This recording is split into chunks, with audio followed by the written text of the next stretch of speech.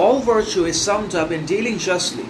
If we're actually always able to behave with integrity, morality, character, then not only do we become desirable, admirable, honorable, respectable, lovable for ourselves in our own eyes, but we become the same and all those things in the eyes of the others in the society and external world as well, in which we live and by which we're always surrounded, even if we don't want to, in one way or another.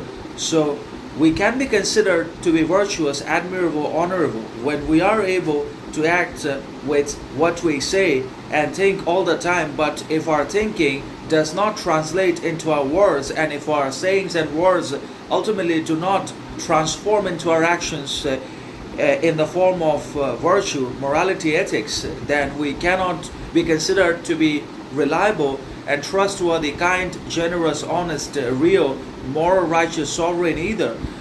Now, there are many such people, particularly in the modern context of society, education, culture, whereby they say they basically have mastered everything. They have all the knowledge, wisdom, possession, success that there is in the world, but when in reality, they are not even able to act with what they think and with what they say all the time, not only to themselves but also in their communications and interactions with others in their surroundings. They are not able to act virtuously, morally, wisely, intelligently, rationally, responsibly. They are not able to act with virtue.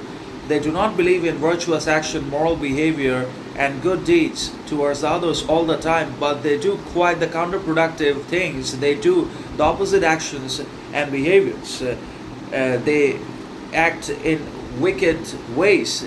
They act with immorality, impunity, irresponsibility, insincerity all the time, and they also are able to get away because they may come from influential, powerful backgrounds.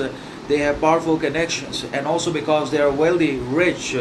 They are pardoned, forgiven all the time, not just by the people, but also even by the laws of the Indian society that is already broken, hijacked, penetrated by bureaucracy, corruption, politics, bureaucracy, capitalism, etc. So all virtue can be considered to be combined and composed of good behavior, moral attitude, a virtuous action, deed, intention all the time.